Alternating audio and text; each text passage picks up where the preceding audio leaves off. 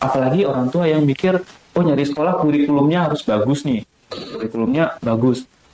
Tapi anaknya nggak dikasih kurikulum yang bagus di rumah gitu.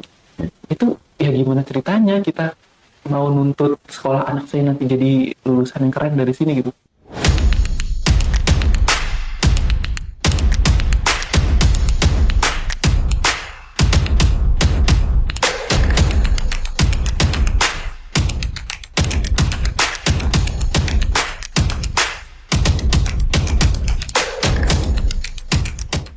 Selamat datang di podcast kami, Meramu Rasa. Kita akan melanjutin nih obrolan bareng sama Mas Patria. Ya, ini tadi kita kan habis ngobrolin ini Mas ya, apa namanya, tentang memiliki anak, nggak memiliki sih sebenarnya, anak tidak kita miliki, itu sebuah kata-kata yang salah. Titipan ya. Nah, titipan anak gitu kan, mengambil tanggung jawab untuk ya menerima titipan inilah ya kasarnya, terus akhirnya menikah dan apa namanya ya, kita sama-sama bener-bener mengalami, merasakan bener-bener berkeluarga dan menerima titipan, bukan menerima doang, saya salah, bertanggung jawab atas titipan ini tuh bener-bener rezekinya ya, apa namanya, nggak cuman finansial doang, tapi banyak pengetahuan, kebijaksanaan yang akhirnya ternyata bisa mengembangkan diri kita dalam kehidupan kita gitu kan ya. Nah, oke, terus aku tadi pengen banget belajar lagi ini, apa namanya, kan kalau di mana Kemendikbud ini kan juga membuat kurikulum. Nah, ini gimana nih Mas Patria dan keluarga itu, mungkin nggak secara tertulis bikin kurikulumnya lah ya, atau mungkin tertulis, aku juga nggak kebayang, tapi itu gimana sih ngebangun apa, rutinitas kah atau value-value yang akhirnya dijalankan di keseharian keluarga? Iya, iya. Kebetulan kan berkeluarga dan punya anak itu sebelum bergabung di Kemendikbud ya. Jadi value dalam berkeluarga itu sebenarnya udah didapat jauh sebelum bergabung di Kemendikbud. Punya ketertarikan dengan dunia parenting itu sejak kuliah. Saat kuliah orang hobinya mungkin main, nongkrong, pacaran. Saya tuh udah tertarik dengan dunia keluarga. Wow. Sampai skripsi gitu ya, tugas akhir saya bikin saat itu adalah menganalisis nilai budaya dalam keluarga. Wow. Itu diadaptasi dari sebuah film. Sepenasaran itu saya dengan nilai keluarga. Jadi value dalam berkeluarga itu memang udah ada dari zaman kuliah mungkin. Ditambah lagi setelah lulus gitu ya, terlibat di dalam dunia pendidikan yang nggak jauh dari keluarga, ya, urusan keluarga.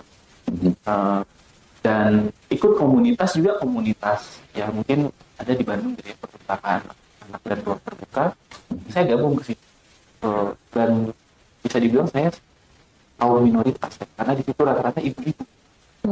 Tapi saya senang aja gabung karena di situ isinya ibu-ibu muda gitu ya, yang kalau ngomongin tentang parenting, pola asuh tuh bikin saya tuh kayak tercengang gitu ya, sehingga saya tuh cukup sering gitu ikut kegiatan parenting untuk ibu-ibu gitu. Tapi saya sendiri belum berkeluarga saat itu. Jadi itu yang sedikit enggaknya kayak jadi tabungan ya cewek kan. Sehingga saat berkeluarga udah lebih tahu bagaimana memposisikan diri gitu ya.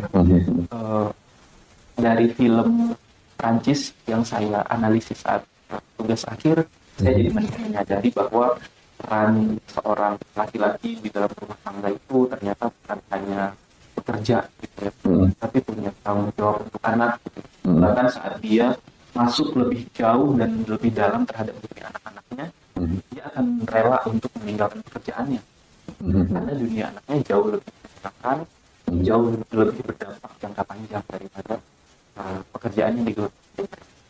Dari situ saya dapat sehingga di dalam rumah sendiri saya bersyukur sekali dapat pasangan yang juga punya frekuensi dan cara berpikir yang sama. saya selalu menanamkan seperti saya, kita harus jadi orang tua yang selalu positif. Eh, Marah tentu pasti ada ya, nggak mungkin orang tua nggak marah gitu ya. Tapi kalau yang saya ingat-ingat kembali sampai dengan anak saya usia 2 sampai 3 tahun itu kita nggak pernah ada marah gitu ya, berdetak itu tuh nggak ada sih, tegas kita lakukan. Begitu juga bagaimana saya dan pasangan menunjukkan apa yang kami lakukan di depan. Percaya atau tidak, kami pasangan yang tidak pernah berkelahi, bertengkar, termasuk menaikkan nada bicara. Itu tidak pernah. Sampai dengan berapa tahun setiap pernikahan kami sampai tadi itu tidak pernah. Tidak pernah kami lakukan. Dan harapannya sih anak bisa melihat itu. Ibu ke ayah juga nggak pernah pakai suara besar, ibu juga nggak pernah memerintah, kenapa saya harus memerintah. Jadi pola pendidikan di rumah itu anak silakan eksplor apa aja, orang tua tugasnya kan hanya memfasilitasi.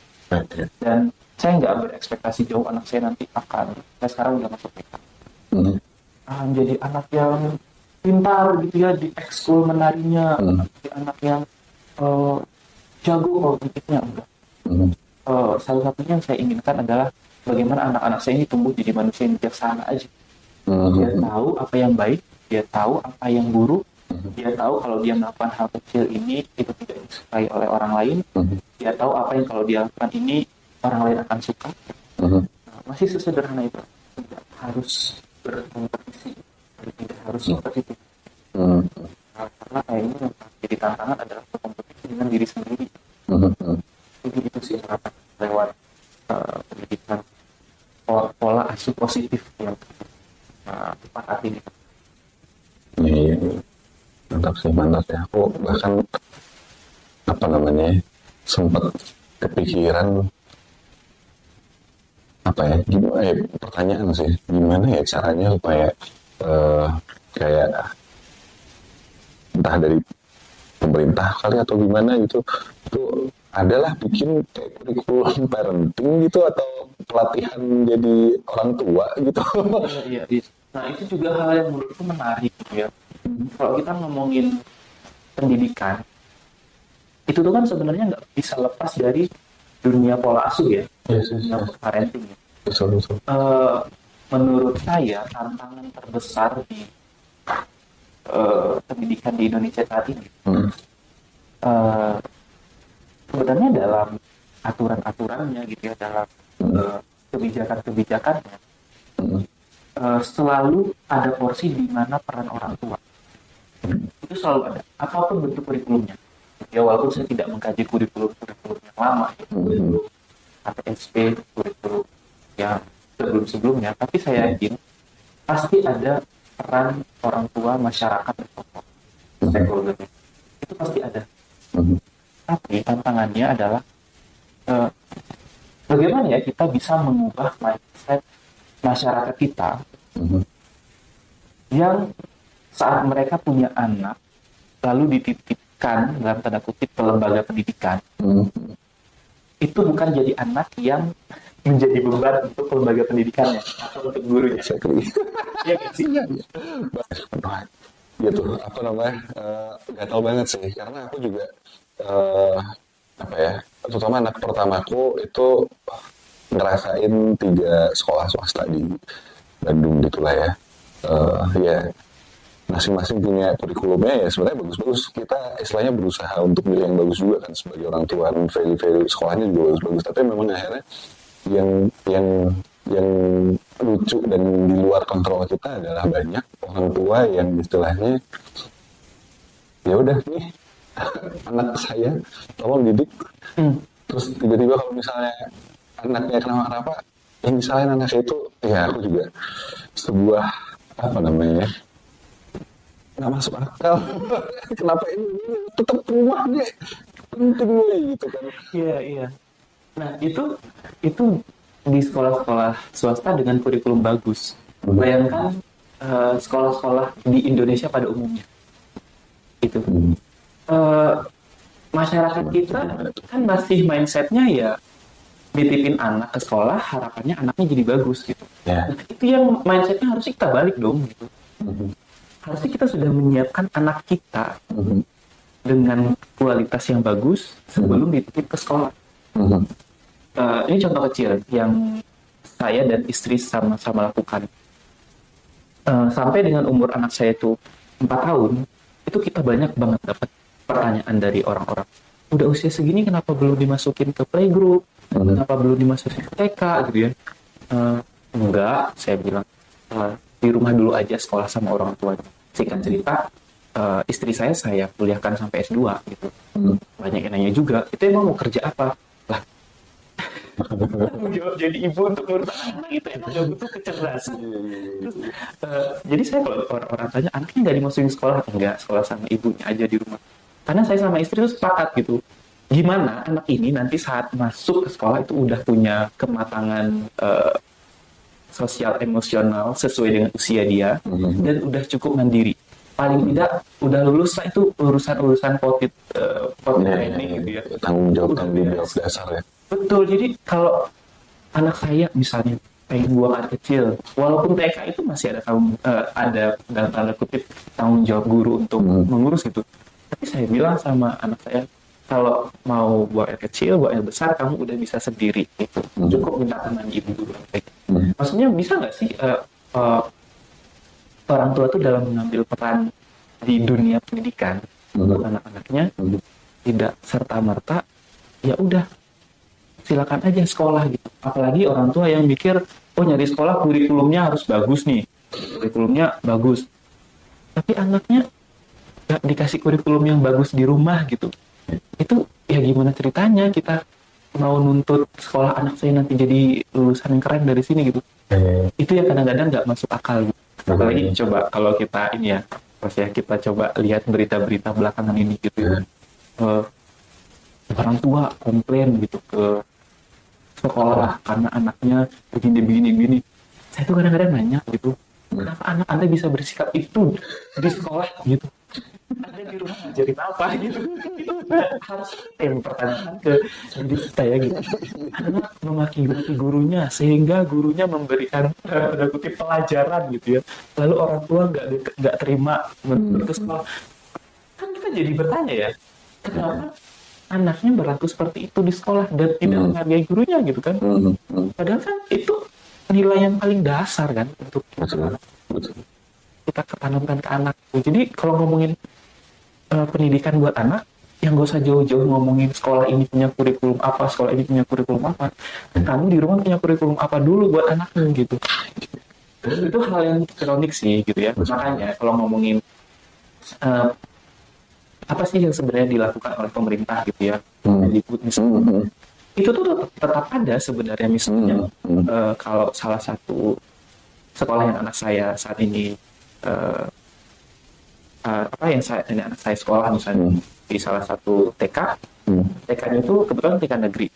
Ya saya kan tinggal mencocokkan aja ya, TK negeri ini punya visi misi apa, value apa, lalu dari pemerintah untuk sekolah tipikal ini butuh orang tua yang seperti apa. Itu tuh semuanya udah ada gitu.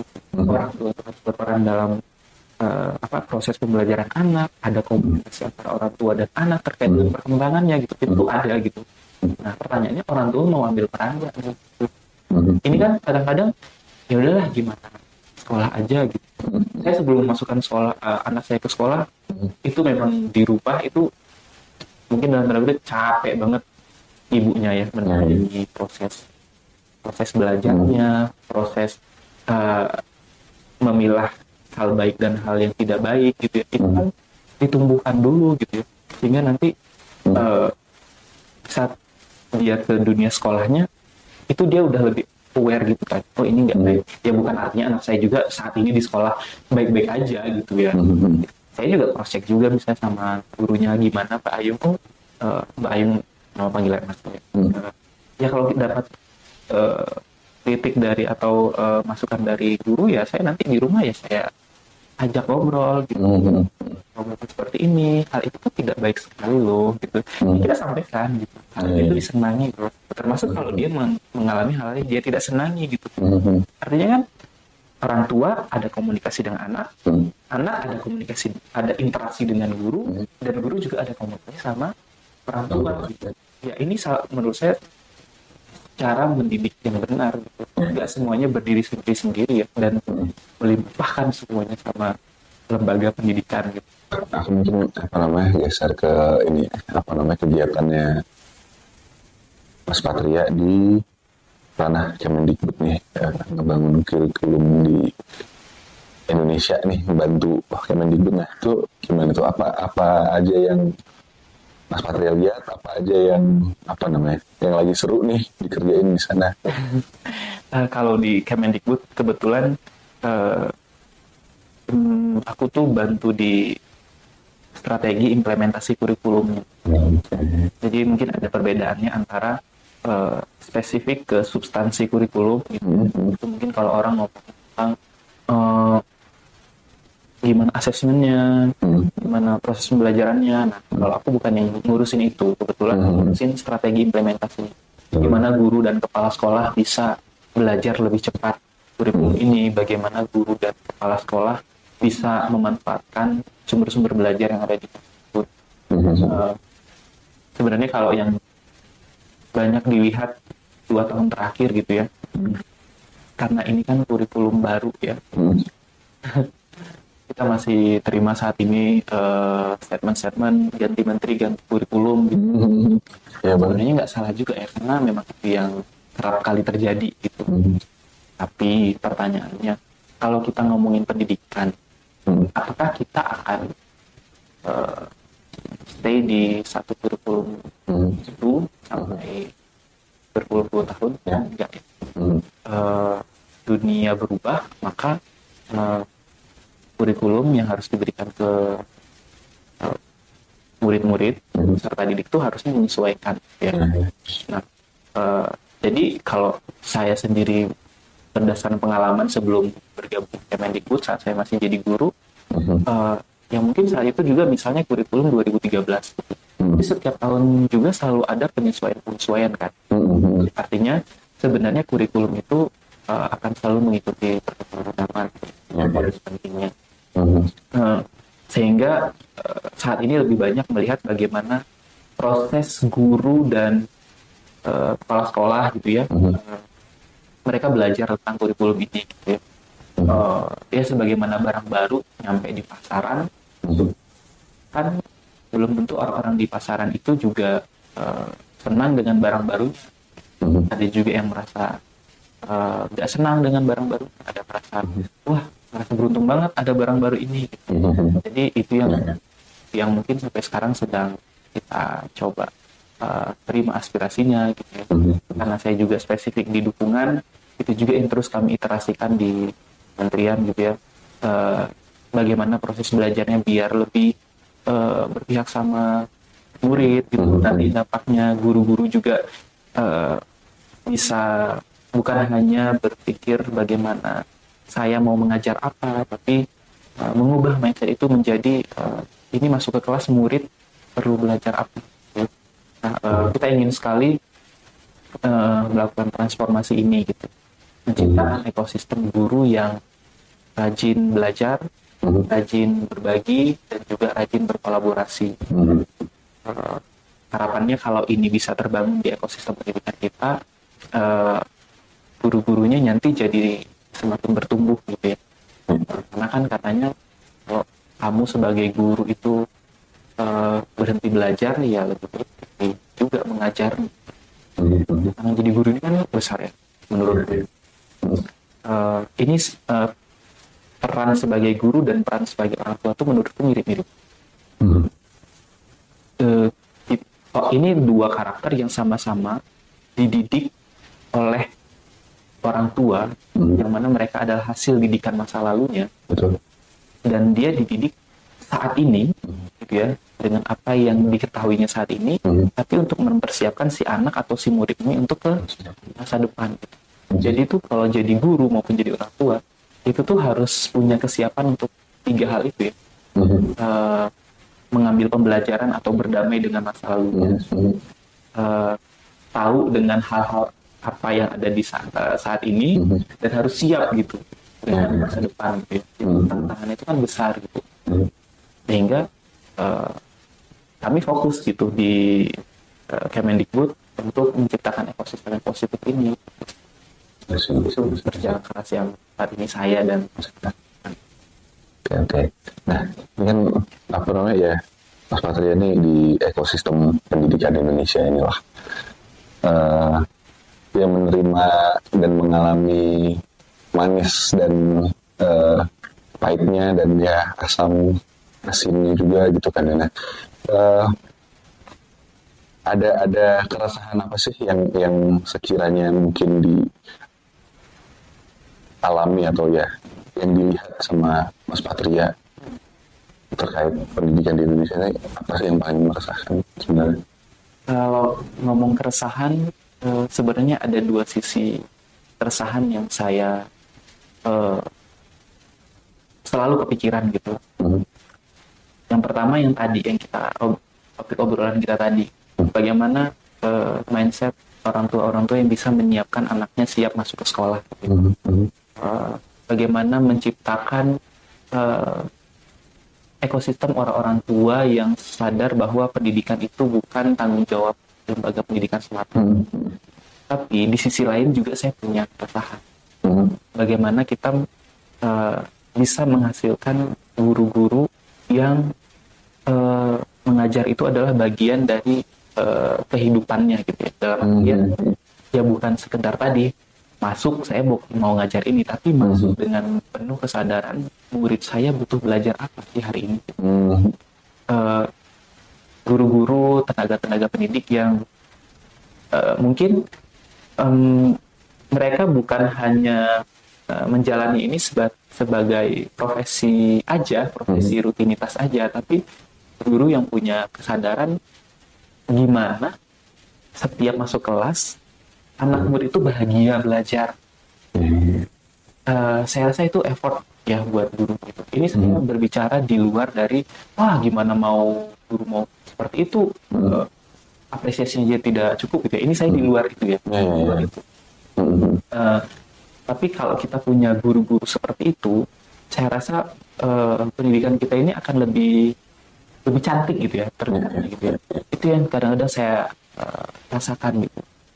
Saya senang gitu melihat guru-guru yang mereka menceritakan praktik baiknya di kelas gitu ya. Apa yang mereka lakukan di kelas itu murid-muridnya senang, murid-muridnya bahagia, itu saya senang sekali gitu. Tapi ada juga di mana saat kita melihat beberapa guru yang mungkin dengan hal yang baru itu mereka menolak aja, mereka tetap membawa diri mereka sebagai guru yang mereka mau gitu. Padahal saya dapat insight sebagai guru itu ketika Anda masuk ke dalam kelas, Anda itu harusnya masuk ke dalam dunianya si peserta didiknya. Kalau untuk belajar kelas SD, ya jadilah bagaimana anak-anak SD itu gitu. Senang bermain, senang tertawa gitu ya, senang berjoget misalnya ya, menari gitu. Saat Anda masuk ke kelas SMA, ya jadilah dunianya mereka gitu ya. Itu yang kadang-kadang kurang disadari gitu. Guru bertahan pada ya saya ini guru senior, saya guru yang udah berpengalaman. Ya ini cara saya mengajar. Saya rasa itu kayaknya ada hal-hal yang perlu dilihat kembali gitu ya. Apakah kita jadi guru yang saat masuk kelas murid itu bahagia belajar sama kita? Ya karena kalau mereka sudah bahagia kan akhirnya apapun yang akan kita berikan mereka juga akan terima dengan baik gitu. Dan kembali lagi yang namanya proses pendidikan kan bukan mengharuskan peserta didiknya itu ahli di bidang yang kita ajarkan. Tapi bagaimana mereka mempelajari tentang value. Kalau belajar sama Pak Patria itu nggak suka kita terlambat, jadi kita harus disiplin. Sehingga di masa depan mereka juga jadi punya value juga tertanam. Saat dulu sekolah aja saya harus disiplin, saat saya masuk kerja juga saya harus disiplin dong gitu. Nah itu gitu, bagaimana kita bisa menciptakan guru-guru yang mereka bahagia tapi mereka juga dapat pengalaman belajar gitu ya. Kayaknya kalau gurunya seperti itu, ekosistem gurunya positif seperti itu, ekosistem orang tuanya juga udah punya kesadaran gitu, anak-anak Indonesia tuh bakalan tumbuh dengan baik gitu dan lebih positif ya. Ya. Mantap. Terus aku mungkin sebelum ditutup aku pengen dengar nih kita udah tadi sedikit mundur dari pengalaman Mas Patria sebagai anak kecil, terus berkeluarga, terus juga apa yang sedang dilakukan di Kemendikbud gitu kan ya. Nah ini apa nih yang next? Nih aku kayaknya ada sesuatu hal yang pengen diriku ulik nih supaya ya tadi anak di Indonesia serta didik di Indonesia ini semangat belajar, bahagia dan ya positif lah nih untuk pembelajaran dalam kehidupannya. Ya, aku rasa apa yang ingin aku lakukan ke depan masih sesuai dengan prinsip yang aku pegang gitu ya. Aku selalu menekankan diri bahwa aku adalah bapak rumah tangga gitu ya. Sehingga ke depannya tetap fokusku adalah bagaimana memberikan pendidikan di rumah dan menyediakan pendidikan di lembaga pendidikan, artinya menyekolahkan anak sesuai dengan value-value yang kami ingin tanamkan. Fokusnya masih akan terus ke situ gitu ya. Apalagi ditambah dengan kehadiran anak yang baru gitu ya, otomatis kan PR selanjutnya yang harus dilakukan oleh saya dan pasangan kan tentunya adalah belajar bagaimana mengasuh anak yang kedua ini dengan karakter yang pasti berbeda gitu ya. Jadi setiap kehadiran anak baru selalu proses belajar yang baru gitu ya. Itu jadi hal yang akan terus dilakukan gitu ya. Terkait dengan karir masih juga sesuai dengan prinsip yang saya tanamkan ya. Akan terus membantu pemerintah dari luar pemerintahan, apapun itu bentuknya gitu ya. Tapi kalau memang diberikan kesempatan lebih banyak, maka akan banyak terjun di dunia pendidikan, karena keresahan-keresahannya udah banyak di sana gitu ya. Dan apa yang dipahami, apa yang dilihat sudah banyak ada di sana, sehingga untuk mau melebarkan langkah itu jauh lebih mudah gitu. Itu dua hal yang memang tetap menjadi fokus dan tetap menjadi hal-hal yang terus ingin dilakukan. Oke, mantap. Terima kasih banyak Mas Patria. Ya, itu tadi kita obrolan kita bareng Mas Patria.